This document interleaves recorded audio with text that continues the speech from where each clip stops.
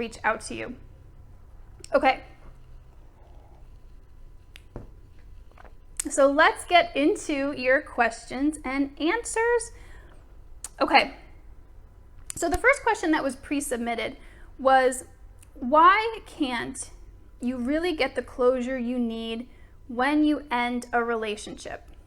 So this is a beautiful question. And by the way, guys, I love doing these live Q&As because you guys ask such amazing questions. And let me just, before I start here, I just want to make sure I am addressing these comments. Okay. So let's talk about closure. When we're looking for closure, what we're actually looking for is relief from the pain that we're feeling. And this is universal. Whenever we have a breakup, especially from a bad relationship, it's like, I just wish I could have closure. I wish I could just find this sense of peace so that I can move on, right? Let me know if you guys have experienced this, if you felt like, I just need closure. So really what's going on is, again, that need for the emotional resolution, for a sense of peace, for the pain to stop. The unfortunate reality of trying to get closure from someone who couldn't show up in the relationship like you needed them to is it's virtually impossible, right? If someone you were dating could have shown up in a healthy way, could have communicated well, could have met your needs, then they would have probably been able to give you some closure, right? But when they don't, when they're not someone who's healthy, when they're not someone who can meet your needs, when they're not someone who can communicate well with you, they're not going to be someone who can give you closure, right? So that's why it's so difficult. And so what I recommend to the women that I work with when they're looking for closure is to do the emotional healing work. Do the subconscious work, release all this stuff, just like I was talking about in my program. And then when you've done all that emotional releasing, you will get to a point where you don't need that closure anymore. You know, a lot of people say, well, you have to give yourself closure. Yeah, you really do. You really do in a lot of these situations, because again, if these partners could have shown up in a healthy way and given you closure, you probably would still be together. You wouldn't have broken up unless there was some other situation going on. But this is the unfortunate reality. And really, so if you're experiencing this like, I just need some closure, understand that it's a seeking for an emotional resolution within yourself. It's not something that you need to get from your ex, though that would be really nice, right? I think, you know, I talk about this with many of the women I work with.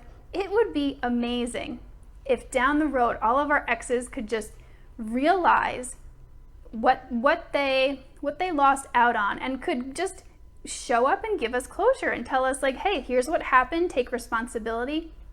But for most of us, that's never going to happen.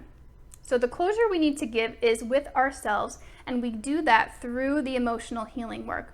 But to answer your question here, that is why it's so hard, because our exes just can't give us what we need. They couldn't give us what we needed in a relationship, and they can't give us what we need once we're out of it either.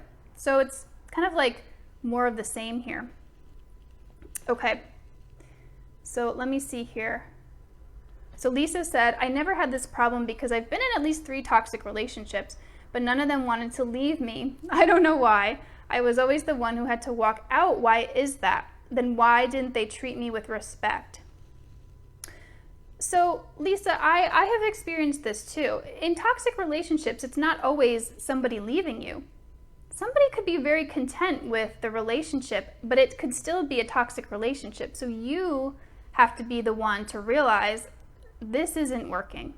I need to leave. And we can ask, this is one of the questions that we ask ourselves when that happens, like, well, why didn't they treat me well? Because they didn't need to, you know? You were staying in the relationship with them treating you as they were. And so in their minds, oh, everything is okay, you know? And so yes, we can very, very frequently wrestle with this question, why couldn't they treat me better? Why didn't they treat me well? And again, it's just a very simple answer. They didn't want to. They didn't want to. And so, therefore, it's up to all of us to leave these situations. If we're with someone and they're not treating us well, there is nothing that we can do that's going to change that, other than to ask for the behavior to change. So if they're doing something that you don't like, you can ask for it to change, and if it doesn't, that's it. We have to move on to someone who can meet those needs. Because this is a very painful pattern to be in, to just be staying in a relationship and wishing and hoping and thinking that if we are good enough, if we love well enough, if we do all the right things, this person is going to turn around and change. It does not happen. It does not happen. If someone wants to change, if someone wants to treat you with respect, they have to come to that on their own. And maybe they have to come to that in the process of losing you. Sometimes only then do people realize, oh shit, I need to get my act together here. I need to do something different because I've just lost this person. But that's not always how it is either. Sometimes people lose great partners and they're like, all right, I don't want to change. I just want to stay as I am. So, Lisa, I hope that this answers your question here. It's not always the situation where if you're in a toxic relationship, the other person leaves you. No. I'd say it's probably about 50-50. Sometimes you're the one that needs to leave. And it sounds like that was the case with you. Okay. So again, guys, as I'm talking here, feel free to drop your question in the comments, and I will get to all these before the end of this here. So the next question that was pre-submitted was, why can't I get past my pain of the past and move on? It just does take time, or excuse me. So the question was, why can't I get past the pain from the past and move on? So to start with, healing is very, very individual. Some people heal quicker and some people heal slower. There's no right or wrong here. There's no, it should only take a year to get over a relationship. No. It very much depends on what was going on in that relationship, and it depends on what you're carrying from the past. This is why I personally focus so much on doing the subconscious work and releasing the stuff from the past, because that actually does speed up the healing process. But notice I'm calling it a healing process. It is a process, and it is going to take time. What I tell people is, as far as healing from a breakup, there is no magic bullet. There is no magic thing that is going to take away all of this pain. There are many, many tools that can help you through it, that will make it go faster, but there's always going to be a process of grieving, of letting go of the emotional attachment to your ex, or, in this case, it's not clear what exactly happened in your past, but there's always going to be a process of releasing those emotions. So, our culture, our society is very much like, okay, something happened to you, suppress it, keep it moving, but that's not what actually heals. What actually heals is giving ourselves the time and space to feel something and to release it. So that just could be what's going on here. It could just be that you're taking the right amount of time for yourself to heal from whatever you're trying to heal from the past. Another possibility that could be going on here is that sometimes it's because we are not actually allowing ourselves to feel the pain, to release it. And that's why it can seem like I'm just not moving forward. This is taking so long. So a lot of times, and this was the case for me, it was like we can become so afraid of feeling these emotions, so afraid of letting this pain come up to be released, that we can keep it suppressed and keep it stuck. So that could be going on. Again, I don't know your individual case here or the specific situation that you're going through, but that could absolutely be the case. It could be the case that you have suppressed a lot of the pain, and that's why it's becoming difficult for you to move forward. So to whoever asked this question, feel free to reach out to me and send me a message, because again, I might have some tools that can help you to move forward through this a little bit faster than what you're currently experiencing.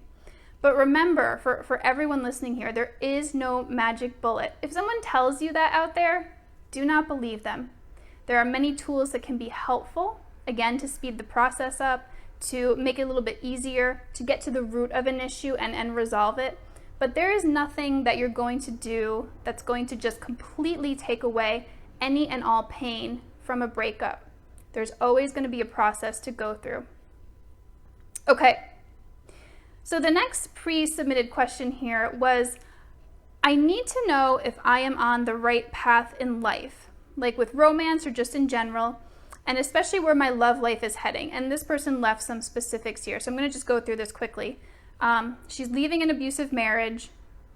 Let's see, the husband had some mental health issues, which he was not able to get help for. Took a toll on her. She met a decent guy as her marriage was blowing up in her face a couple of months ago. We like each other and are wanting to go farther. I'm just feeling nervous because of my healing process and still caring so much about my husband. I don't want to be with him, but still love him in some ways. The guy she's met is so patient and understanding with me, and he even understands that. I'm terrified, though, of the new one. He's not my normal type of guy, so she's really breaking patterns here. And she doesn't want to go too fast with him, but also not too slow because of personal stuff. So her question really is, how do I balance this? So my answer would be to this person, get as much professional support as you can, because there's a lot of different dynamics going on here, and the more support you can get, the easier it's going to be for you to navigate this. So as far as balance, what I would recommend is, since you are just coming straight out of a difficult relationship with a lot of things going on, I do recommend taking some time on your own. Because if you don't do that, what often happens is you do just get pulled into the same dynamics as you did before.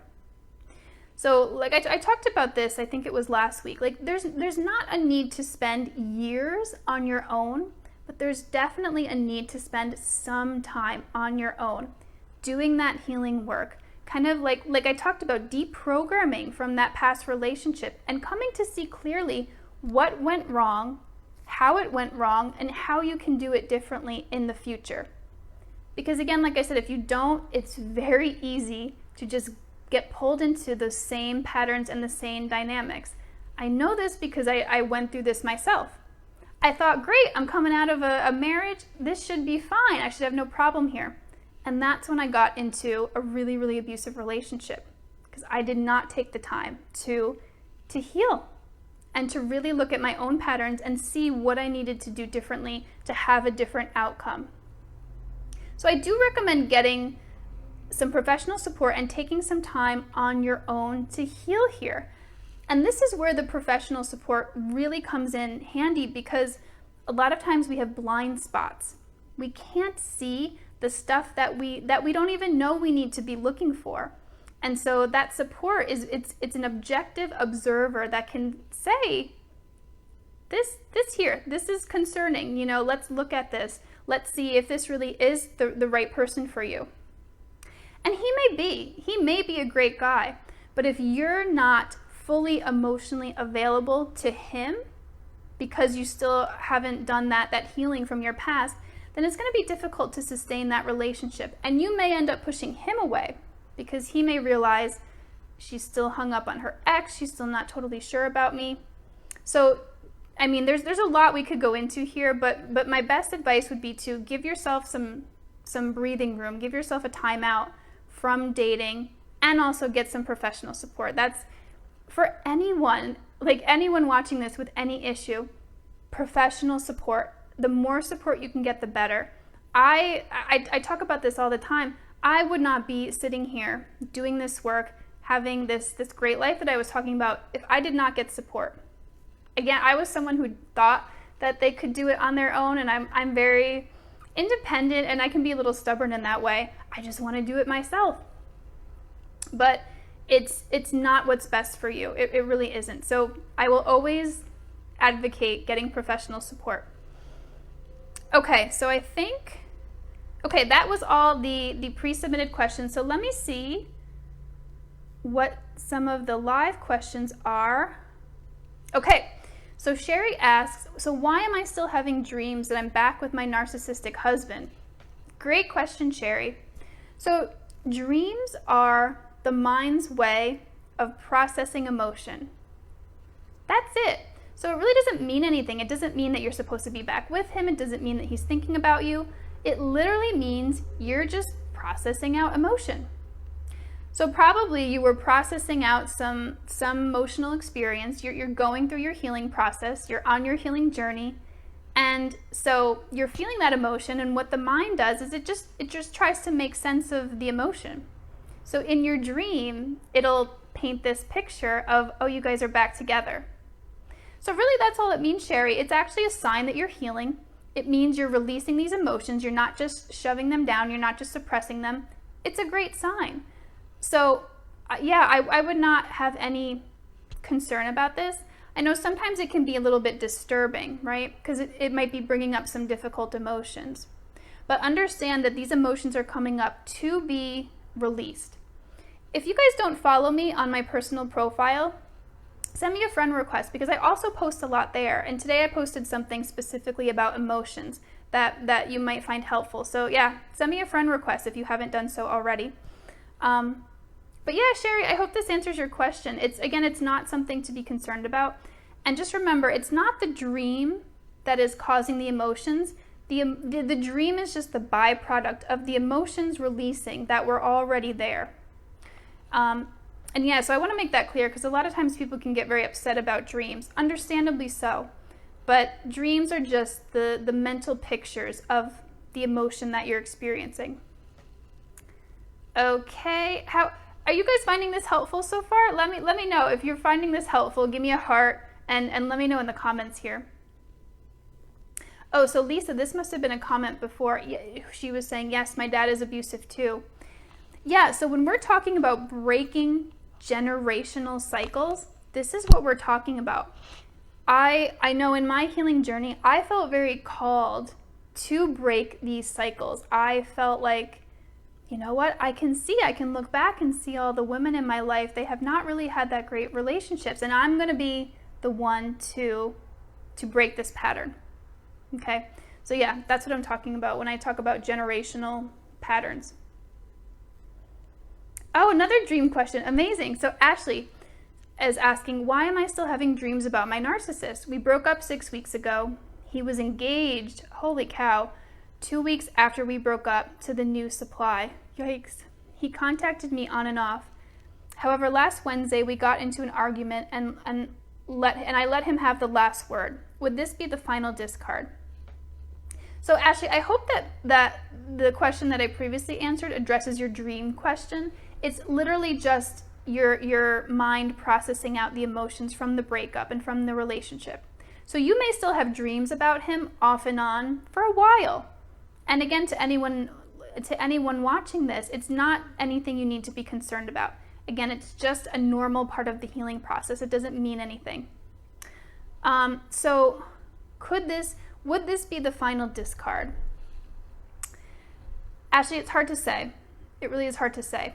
It's possible. You know, the way that many people portray narcissists, they portray them in a very black and white way. Like, narcissists will always hoover you. They will always come back to you. There's this point where it's just the final discard and then it's done.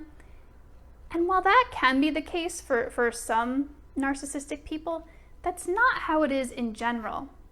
We have to remember that narcissists are also human beings, and so there's going to be some variation in how they behave. They follow very similar patterns, but there's always going to be some individuality with how those behavior patterns manifest, if this makes sense. So Ashley, it could be that this is the last time you're going to hear from him, but it could also not be, you know. For many people who are narcissistic, it isn't so black and white. There isn't like, okay, they're just done, this is the final discard, and then that's it. For some there are, but remember that there's always going to be some individuality. So it's impossible for me to say if this is it. It depends on him, depends on his behaviors in the past. Was he one to always come back? If he was, then maybe he would come back. Maybe this is not the final discard. If he was someone to just be done, then maybe it is. But here's the thing, Ashley. In the end, it doesn't matter. What matters is you deciding, am I done? Have I had enough here of this dynamic? So you really do have the power here. If you don't ever want to hear from him again, block, delete, be done, move forward. You know, because then otherwise we get in this cycle of like, oh gosh, like we give them all the power. We say, oh gosh, like, are they going to contact us? What's going to happen? Truly, it doesn't matter, because someone who is narcissistic is not going to make a good partner for you. So in the end, it doesn't matter. But I do understand the emotional feelings of wanting to know. So Ashley, I hope that I have answered your question here, and let me know if I did here, or if you have some follow-up questions. Okay. So I see a question here from Wendy. Okay. Someone I went on a few dates with last October wasn't really ready to date. They were coming out of a marriage. I've been in contact off and on since then. He contacted me this weekend saying he's ready to date and wants to take me to dinner. I want to meet him where he is because I enjoyed my times with him and have always thought about him. Do you think it's good to meet him where he is despite me being ready for more? So he contacted me this weekend saying he's ready to date. You know, Wendy, I'd love to hear some more details here. What did he say he was looking to get out of dating? If you have asked him this question, like what does, I want to look at your question again. So he's ready to date. Like, so what does dating mean to him? Does dating mean just like going out and having fun? Or does dating mean to him, like, I want to be in a long-term relationship? So that would be very, very important to find out.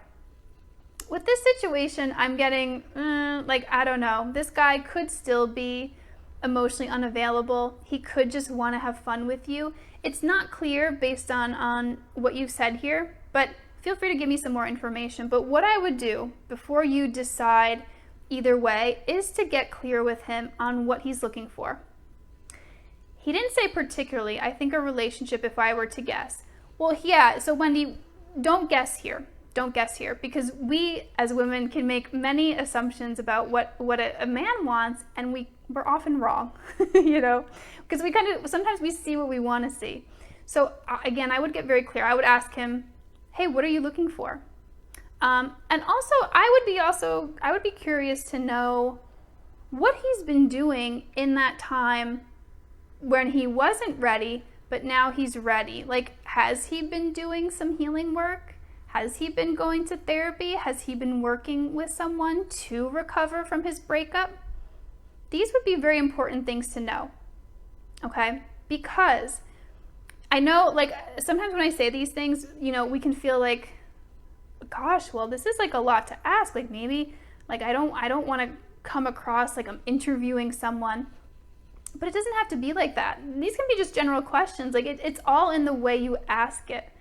You know, so if you're talking to this guy, you can say like, well, hey, so what have you been up to? Like, I know you said last time you were going through some stuff and you felt like you weren't ready. Like, what's changed? You know, what's made you feel like you're ready now? And if he says something like, well, you know, I'm just ready, I would be very cautious, Wendy. I would be really cautious about that. If he said something like, yeah, you know, like, I've been working hard on my healing, I've been going to therapy, worked through some issues, and I really feel like I'm ready now, I'd say, okay, it's definitely worth a shot here. He has been going to therapy, yoga, and reading. Okay, good. So that's a good sign. But make sure, because you don't want to waste your time here based on assumptions. Assuming is not good. I am always very much advocating for getting your expectations out on the table. Hey, I'm looking for a relationship. What are you looking for? And if you guys don't match on that, you're not compatible. And it's not going to work out. You can have fun with someone. I wouldn't recommend that if you are looking for a relationship and someone's not on the same page with you, because it can get emotionally very messy. You can fall for someone and it won't go anywhere. But yeah, so just get very clear on what he's looking for and go from there. It is still, I'd say, Wendy, it's like a moderately risky situation, but if you feel comfortable with it and he is saying he's on the same page, it's worth a shot. Okay, so I hope that answers your question here. Okay, so LaShawn is asking here, so I've been married 11 years. Throughout my marriage, my husband has been talking to a woman via texting, Facebook, and other social media platforms. I believe he has slept with an ex-coworker. I left a few months ago, and unfortunately, I feel for the crocodile tears and sob story, how he wants to work it out and has changed.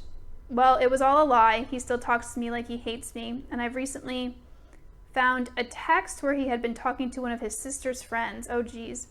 So now I want to leave again. Okay, but having a problem with letting go, not just of him, but of my possessions. I don't have a way to get my things where I want to go. How do I let go? LaShawn, thank you for this question, and I feel for you here.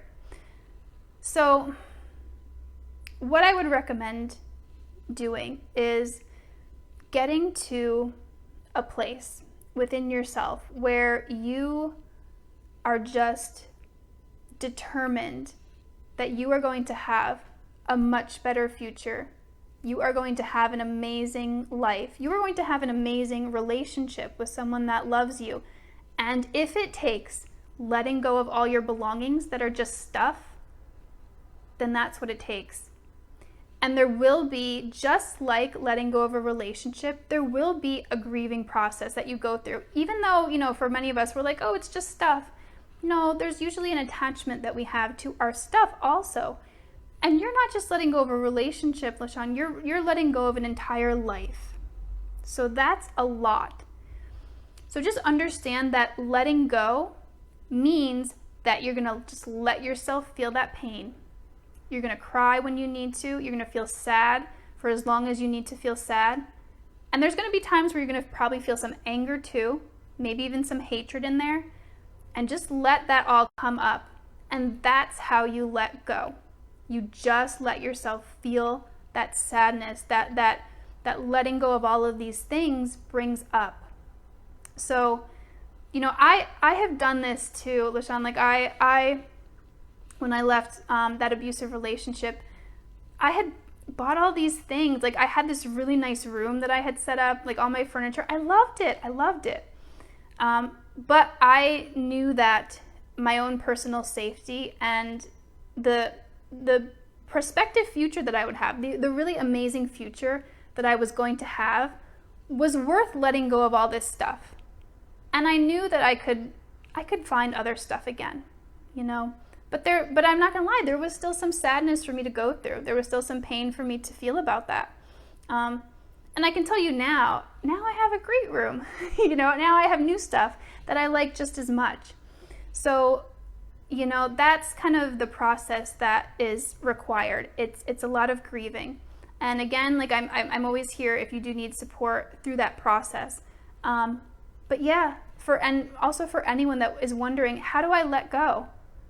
You make the decision, you say, all right, I'm letting go. And then the pain comes up. And you sit through that pain. You cry, you feel, and then someday in the future, it's all done. And you have actually let go. That's what letting go is. It's working through the emotional attachment and the pain. So, LaShawn, again, I feel for you so much, and I give you a lot of credit for making this decision to leave once again. And yeah, I'm here if you need support. Okay, so you guys, any more questions here? I'm gonna leave the chat open here for a few minutes, but I've been talking for a while now. Okay, I do not see any more questions. I'll leave it up for a few seconds here, but I thank you guys for participating in this live Q&A. I love doing these. And again, like I said in my post earlier this week, if you know anyone that would find this information very helpful and beneficial, please invite them into the group, because I want to spread the message that you don't have to settle for these bad relationships. There's much better relationships out there, and once you get in them and once you find them, they do completely change your life. It's a total game changer. All right, ladies, thank you so much for watching, and I will see you next week. Take care.